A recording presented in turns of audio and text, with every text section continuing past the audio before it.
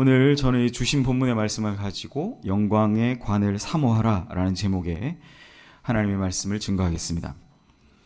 어떤 분이 이런 이렇게 부족에 관한, 부족이라는 것에 관한 그 넌센스 퀴즈를 이렇게 몇 개를 내셨어요. 여러분 한번 같이 생각해 보시면 좋겠습니다. 세상에서 가장 무서운 부족은 식인 부족입니다. 개그맨들이 가장 싫어하는 부족은 아이디어 부족입니다. CEO들이 제일 싫어하는 부족은 뭘까요? 자금 부족이라고 합니다. 그러면 이게 이제 진짜 문제인데요. 가장 행복하지 않은 부족은 어떤 부족일까요? 웃음 부족이라고 합니다.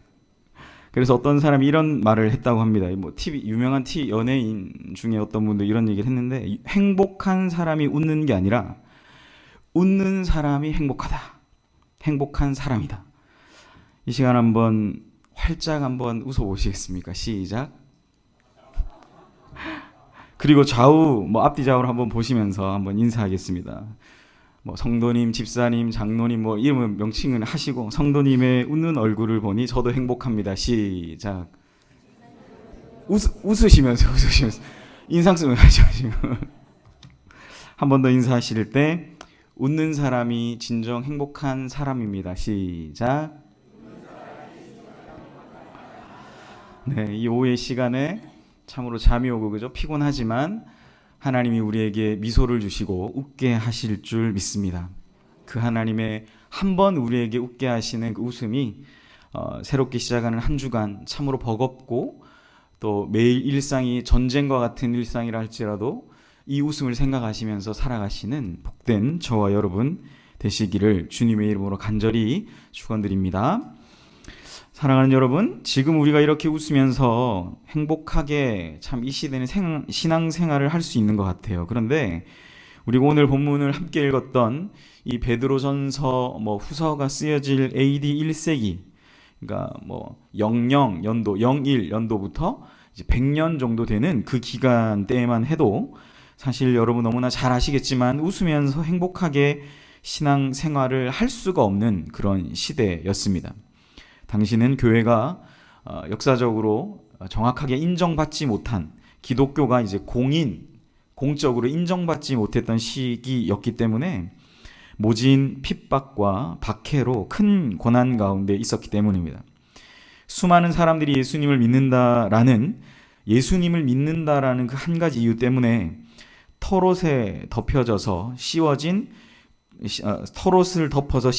이제 굶주린 개나 맹수들에게 보내어져서 마치 짐승처럼 여겨져서 그 고기를 다 이렇게 씹어 먹는, 또 당시의 성도들은 예수님처럼 십자가에 달려서 온 몸에 물과 피를 다 쏟으며 그렇게 죽어가기도 했다라고 하죠. 또한 초대교 역사를 보면 온몸에 기름이 부어져서 그리고 그 부어진 기름에 불을 질러서 가로등처럼 밤거리를 밝히는데, 이건 실제로 로마의 황제였던 네로가 기독교인에게 썼던 하나의 큰 박해의 방법이었습니다.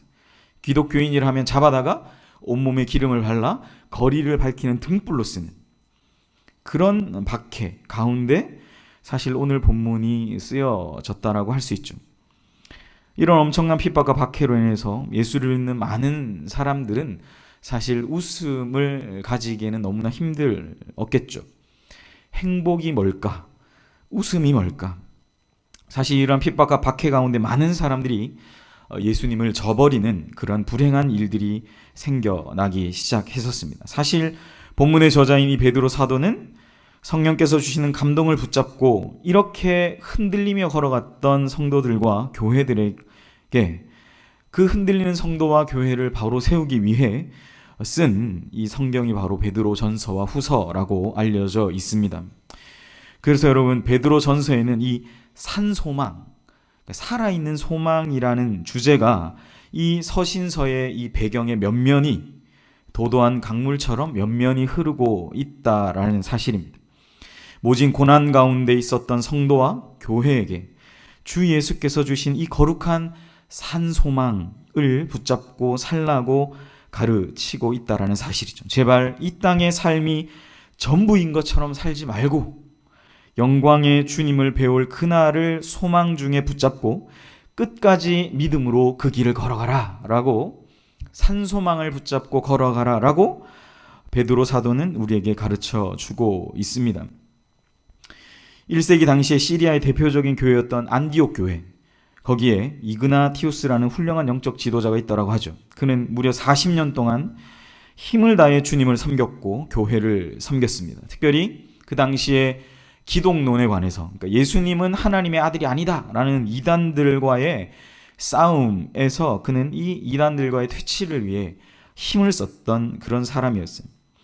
그는 5년간 동방의 여러 도시들을 순회하면서 그 중에 기독교를 가장 극심하게 박해했던 황제 중에 하나인 로마의 트라이안이라는 황제를 만납니다.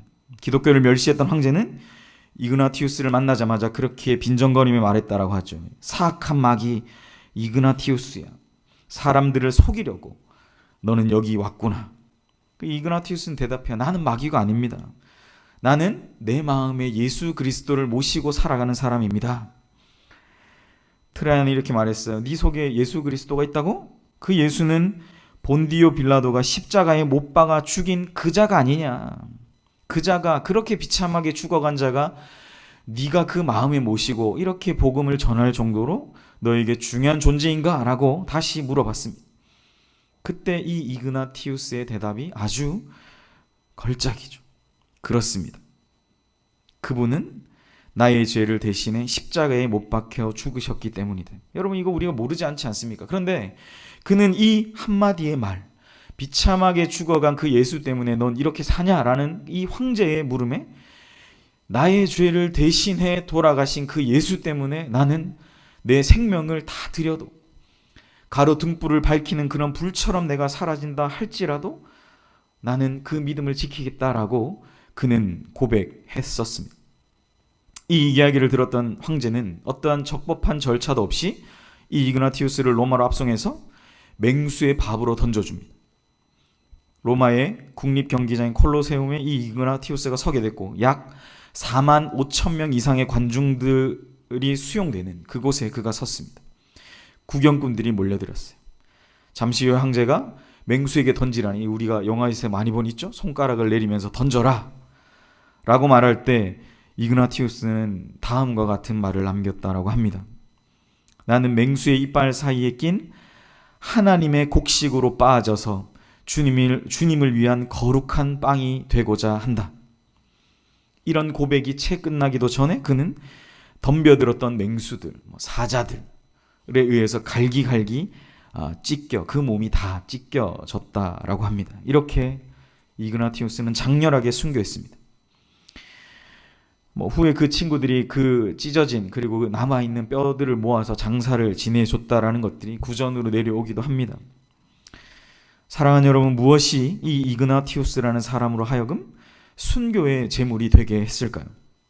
사도 바울은 로마서 8장 18절에 이렇게 말합니다. 생각건대 현재의 고난은 장차 우리에게 나타난 영광과 좋게 비교할 수 없도다. 이그나티우스에게 만약 네가 왜 이렇게 네 목숨을 쉽게 던질 수 있는가라고 물었다라면 아마 그는 이 로마서의 말씀을 붙잡고 기꺼이 순교의 제물로 자신을 드렸을 것입니다. 왜요? 현재 내가 당하고 있는 이 고난은 장차 다가올 그 하나님 안에서의 그 빛난 영광과 좋게 비교할 수 없기 때문입니다. 사랑하는 여러분, 사실 어쩌면 현대교회를 살아가는 오늘날 이 현대인의 삶에 가장 쉽지 않은 부분이 바로 오늘 이 본문과 같은 이야기가 아니겠습니까? 많은 목사님들, 저부터도요, 사실 이런 얘기를 하면서 어떤 영적 부담을 드리기가 사실 쉽지 않아요. 왜냐하면 이런 얘기를 하면 어떤 분들이 차라리 그냥 죽었으면 좋겠다라고 얘기하시는 분들이 있기 때문입니다. 그만큼 우리의 삶의 실존이라는 것은 이 21세기를 살아가는 우리 현대인들이 가지게 되는 삶의 실존은 때로는 이렇게 생명을 그냥 던지기까지 쉽지 않은 삶을 살아가고 있기 때문입니다. 사랑하는 여러분, 그러나 오늘 우리는 본문의 말씀을 분명히 그리고 올바르게 보아야 할 것입니다. 주 안에 속한 이 산소망이 무엇인지, 그리고 왜 많은 주님의 사람들이 이렇게 자신의 목숨을 정말 하나의 생물과 같이 던질 수 있었는가라는 그 말씀을 오늘 본문을 통해 한번 같이 보았으면 좋겠습니다. 주님의 몸된 교회가 거대한 핍박 가운데서도 평안하여 든든히 세워져 갈 수 있었던 것은 많은 이 믿음의 선배들, 특별히 교회 안의 영적인 리더들, 시대마다 하늘의 별과 같이 빛나는 이 영적 리더들이 있었기 때문입니다. 이 영적 리더들이 진리의 말씀과 성령의 역사 가운데 자신을 주님 앞에 내어드리기를 기뻐했다라는 사실. 그래서 사랑하는 여러분, 교회 안에서나 세상 속에서 이렇게 영향력을 주는 영적 리더는 너무나 중요합니다. 아무리 강조해도 이건 지나침이 없습니다. 사실 그래서 교회가 해야 할 가장 중요한 것은 이러한 영적 리더를 세우는데 신중에 신중을 해야 된다라는 사실이죠. 세상적인 기준과 방법이 아니라 정말 하나님 안에 이러한 이그나티우스와 같은, 그리고 초대교회의 많은 신앙의 선배들이 살아갔던 이러한 말씀과 오직 성경의 가르침대로 말씀과 복음으로 완전히 그 자신을 무장하기를 기뻐하는 사람들, 자기를 잘 다스리며 가정을 잘 다스리며 사람을 귀하게 여길 줄 아는, 또한 사람들에게 칭찬을 받는 그러한 영적 리더들이 하나님 앞에, 그리고 이 사랑하는 주님의 몸된 교회 앞에 세워져야 할 줄 믿습니다. 오늘 본문은 이렇게 세워진 교회 리더들이 어떻게 주님이 맡겨주신 양무리들을 양육해야 할지, 이끌어가야 할지를 한 3가지 정도로 우리에게 가르쳐 주고 있습니다. 첫째로는 오직 하나님의 뜻을 쫓아 자원함으로 해야 된다라는 사실입니다.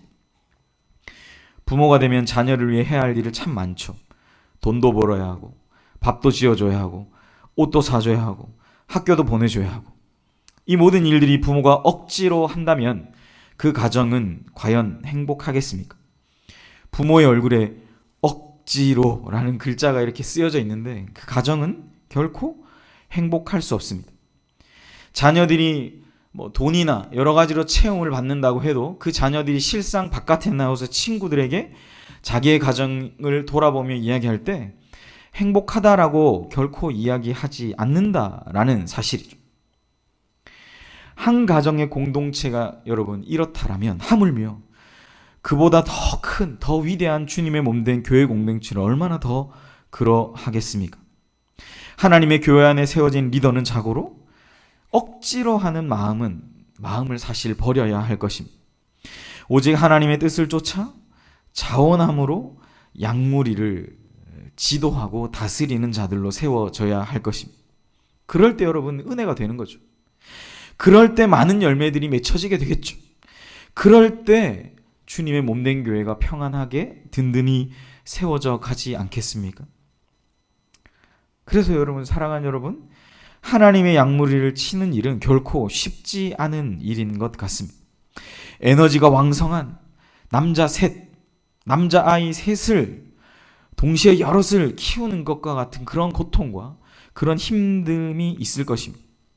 거기다가 뭐가 있을까요? 온갖 핍박과 박해와 나를 향한 여러 가지 다른 말들을 하는 그런 것들도 우리가 다 감내해야죠.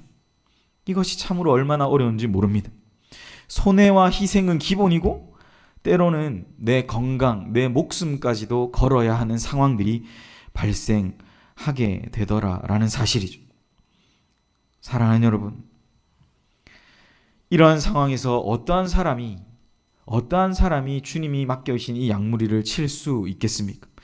이렇게 많은 것들을 감당해야 하는데 우리가 어떤 마음으로 이것들을 감당할 수 있겠습니까? 교회 리더를 명예직으로 여기는 사람? 여러분, 어림도 없겠죠, 그죠? 그런 사람은 고난 앞에서 질의 겁을 먹고 숨어버릴 것입니다. 정말 이제 하나님의 말씀이 진리요 생명임을 믿는 그 사람, 이그나티우스처럼 그 하나의 단순한 문장, 예수님이 나를 위해 십자가에 달려 돌아가셨다는 그 사실 하나 때문에 자신의 전부를 드릴 수 있는, 이것이 여전히 내 마음에 감동이 되고 나를 향해 나의 이 영혼과 육신을 구하기에 돌아가신 그 예수님을 생각할 때마다 내 눈에는 한없는 눈물이 흐르고 내 마음엔 주님을 향한 큰 감동이 있는 그 사람이 바로 주님이 말씀하신 이 귀한 사명을 감당하게 될 줄 믿습니다. 이것은 여러분 그냥 되는 게 아니겠죠. 얼마나 우리가 매일매일의 삶 속에서 이 주님과 친밀함을 유지하기 위해 우리가 애쓰고 노력하고 정말 힘을 내야 되겠습니까? 현대인들이 가장 힘든 게 시간을 내는 거라고 하잖아요. 여러분 하루를 살면서 한 주를 살면서 얼마나 그 주님께 개인적으로 주님께 여러분의 시간을 할애하십니까? 새벽기도 나오는 것 너무 좋죠. 형식적인 우리 교회에 갖춰진 그런 시간들을 채우는 거 너무 좋죠. 여러분 그것뿐만 아니라 여러분이 직장에서나 여러분이 가지게 되는 모든 일상의 생활 가운데서 얼마나 여러분 주님을 생각하며 살아가십니까? 어쩌면 그러한 것이 필요한 시대가 아닌가. 내 삶의 그 치열한 시간 가운데서도 그것을 어떻게든 쪼개고 또 쪼개서 주님 앞에 내 영혼과 내 이 심장이 살아있음을 드릴 수 있는 그러한 사람들이 바로 어쩌면 이러한 주님이 우리에게 맡겨주신 이 사명을 감당하게 될 줄 믿습니다. 이 믿음, 이 신앙, 이 자원하는 마음이 이 시간 이 말씀을 듣는 저와 여러분의 삶에 저와 여러분의 가슴 가운데 가득히 넘쳐나기를 주님의 이름으로 간절히 축원합니다. 여러분 둘째로는 사실 즐거운 마음, 오직 즐거운 뜻으로 해야 합니다. 더러운 이익을 위해 하지 말라라는 말은 돈이나 대가에 따라서 리더가 성실하는 성실도가 좌우돼서는 안 된다라는 것. 교회 안에서도 어떤 이익 때문에 하는 것, 돈이나 대가가 있어야 내가 하고 아니면 하지 않는다라는 것은 안 된다라는 거죠. 리더의 자리를 이용해 이익을 얻으려고 해서도 안 된다라는 것입니다. 그것이 바로 오늘 본문이 말하는 오직 즐거운 뜻으로 하라. 오직 즐거운 뜻으로 양무리를 쳐야 한다라는 것입니다. 하나님께서 나를 구원해 주셨기 때문에 독생자를 내어 주셨다라는 그 기쁨과 즐거움을 가지고 양무리를 쳐야 한다라는 사실이죠. 영적 리더는 어떠한 대가성이 아니라 잠깐 오는 그러한 즐거움이 아니라 영원한 기쁨의 근원이 되시는 구원의 은혜를 생각하며 양무리를 쳐야 합니다. 저는 사실 청년부 이제 부임한 지 3달 정도가 돼갑니다. 이제 만 2달 정도가 지났고 이제 3달 정도가 되어가요. 근데 저도 청년들을 대상으로 해서 이제 성경 공부반도 열고 이제 이 친구들을 양육하기 위해 정말 제가 가지고 있는 시간들을 이제 내요. 일과 시간 이후에 그 청년들이 되는 시간, 주로 야간이거든요. 그 시간들을 냅니다. 그런데 저는 그 청년들에게 이런 양육을 받아야 뭐 리더가 된다라는 생각을 버리라고 먼저 얘기합니다. 여러분, 영적 리더는 어떤 과정들을 통과한다고 해서 되는 게 아니죠. 저는 청년들에게 권면했어요. 여러분 전부가 이런 영적 리더가 되어야 한다. 여러분 전부가 이러한 마음으로 주님의 몸된 교회, 특별히 청년부에 헌신하기를 기뻐해야 한다. 여러분 누군가 뭐 장로님만, 안수 집사님만, 권사님만 이런 영적 리더가 되는 게 아니라는 사실을 우리는 기억해야 되죠. 누구나 이 영적 리더의 자리 가운데로 나아가야 된다는 사실을 우리는 기억해야 됩니다. 잠깐 오는 이 세상 가운데 주는 어떤 대가성 즐거움이 아닌 정말 오직 즐거운 뜻으로 주님의 뜻을 쫓아 살아가는 그러한 삶이 여러분 저와 여러분에게 가득히 넘쳐나야 된다는 사실을 우리는 분명히 기억해야 합니다. 그래서 우리가 이제 조금 있다가 부를 찬송가 458장 후렴문이 이렇게 쓰여져 있죠. 참 기쁜 마음으로 십자가 지고 가라. 네가 기쁘게 십자가 지고 가면 슬픈 마음이 위로받네. 여러분 기쁜 마음이 이렇게 중요한 겁니다. 교회 일을 하면서 이 즐거운 마음을 잃어버린다면 저는 청년들에게 권면해요. 만약 이런 즐거운 마음이 없다면 여러분 극단적으로는 차라리 저는 그래요. 하지 마라 차라리. 할렐루야 안 해도 되겠네. 여러분 혹시 그렇게 생각하십니까? 여러분 그렇지 않죠. 주님이 정말 그런 주님이십니까 여러분에게? 여러분 아니잖아요. 제가 이렇게 얘기하면 청년들이 농담으로 그런 얘기 해요. 그거 안 하면 되겠네요. 근데 제가 한두 마디 더 하면 해야죠. 여러분도 그렇게 말씀하실 줄 믿습니다. 여러분, 우리가 정말 기쁜 마음으로 십자가를 지고 갈 때, 그 기쁜 마음으로 십자가를 지고 가면 우리의 일상 가운데 느껴지는 모든 삶의 슬픈 마음들이 위로받는 것. 여러분이 신앙생활 처음 시작하셨을 때 바로 그런 주님 만나신 거 아니에요? 그런 마음이 정말 내가 그 마음으로 주님께 헌신했더니 주님이 내 삶을 책임지시더라 라는 것이 어쩌면 우리의 삶에, 우리의 생활 가운데 어쩌면 놀랍게 역사하는 것을 보았기 때문에 우리는 사실 지금 이 자리에 앉아 있다라는 사실입니다.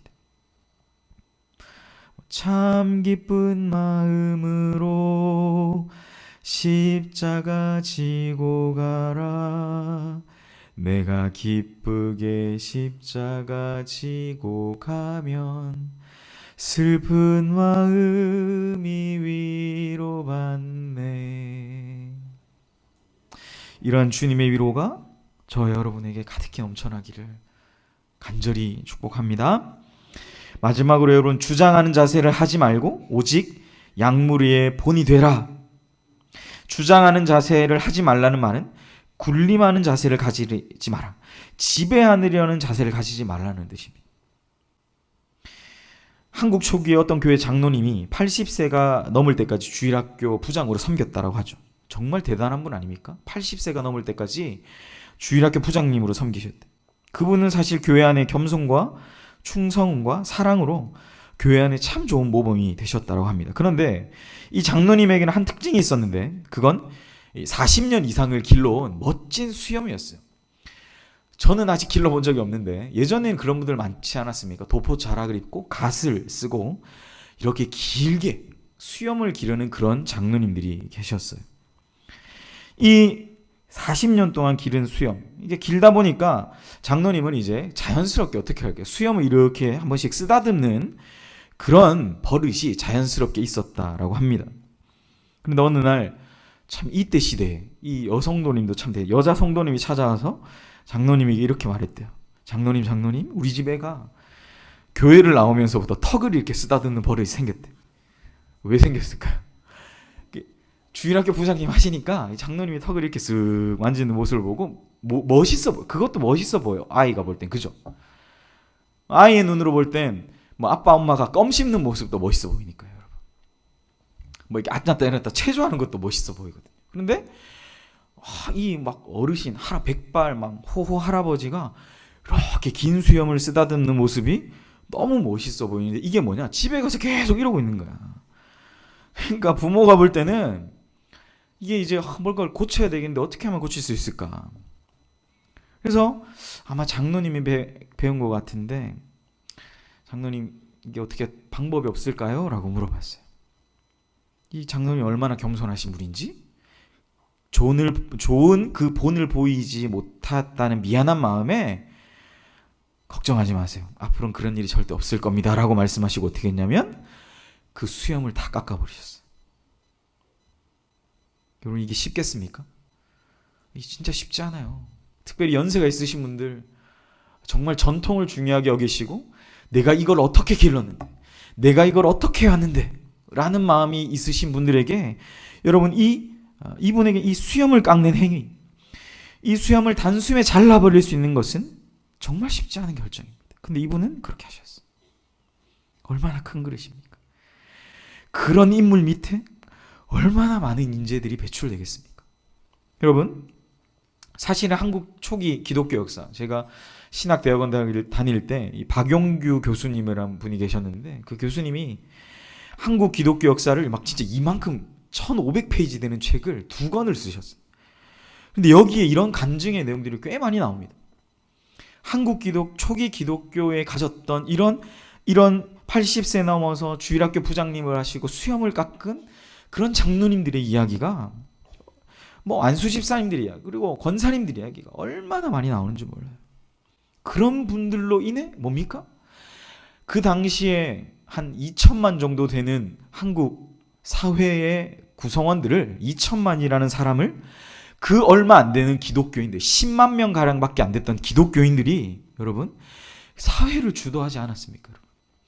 독립선언문을 낭독했던 33명 중에 31명이 기독교인, 천주교 기독교인들이었지 않습니까, 여러분? 10만 명 정도밖에 되지 않았대. 그런데 2천만 명 가량, 1,500만에서 2천만 명 가량 되는 그때 당시에 조국의 온전한 리더들이 한국 교회 안에 있었다라는 사실이죠. 여러분, 얼마나 이것이 영광스러운 것인지 모릅니다.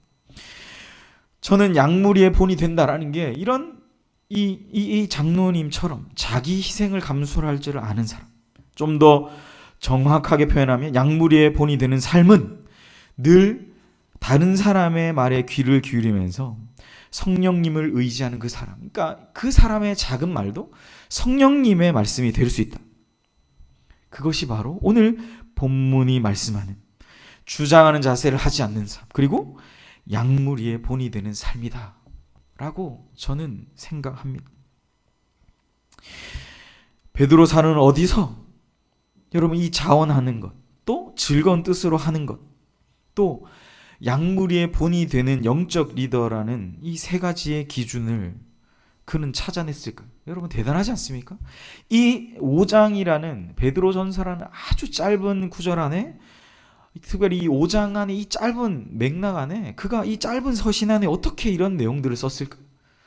제가 지금 거의 20분 이상을 얘기하는 게 이 3절과 4절 이 두 절 가지고 얘기하는데 어쩌면 그가 이 2000년 전에 이 이야기를 할 수 있었을까요? 저는 이 말씀을 계속 묵상하면서 정말 무릎을 탁 치게 되었던 것이 성령께서 주시는 그 깨달음. 이 베드로 사도에겐 날마다 그 성령 안에서 깨어서 기도하며 말씀과 기도 가운데 전무하며 그렇게 살아가는 그러한 삶이 있었다라는 사실이죠.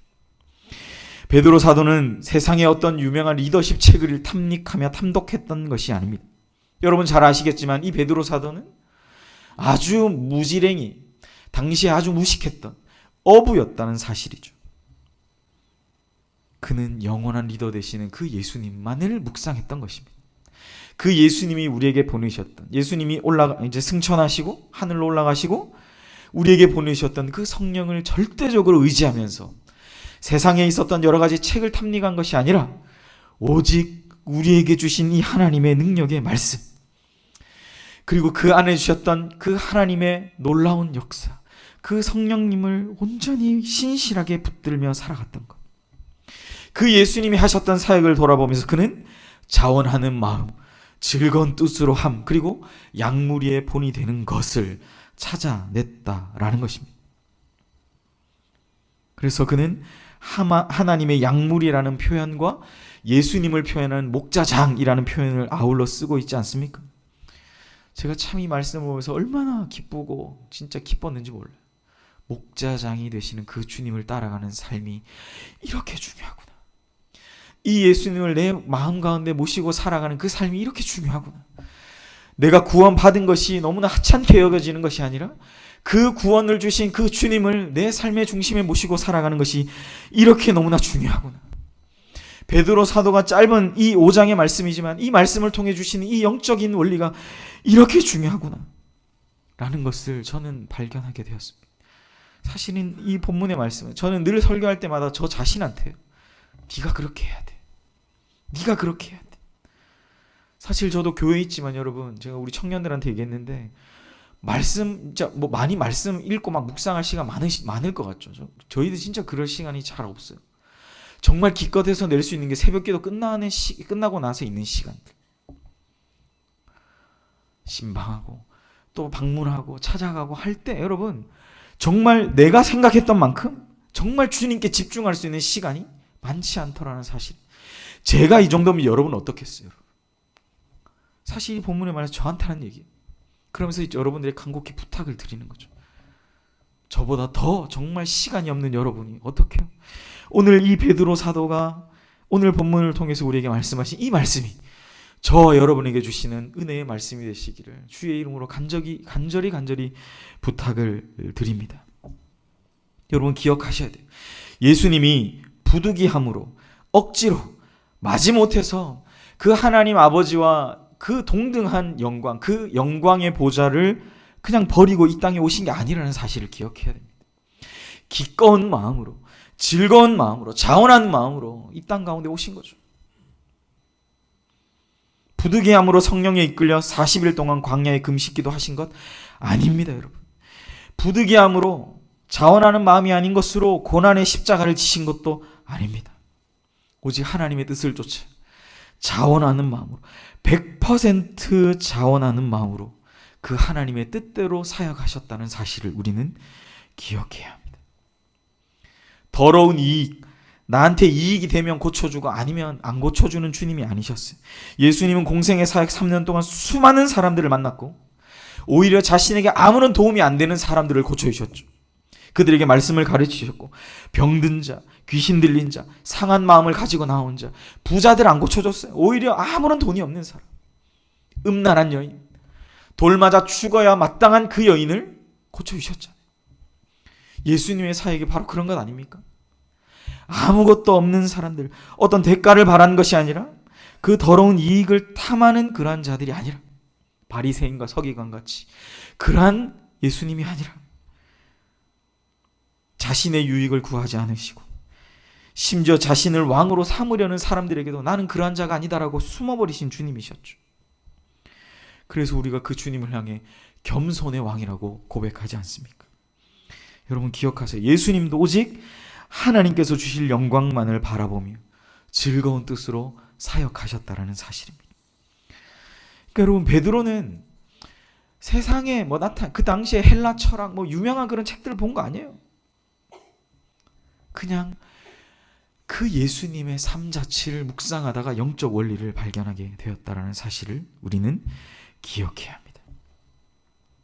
사랑하는 여러분, 말씀을 마무리합니다.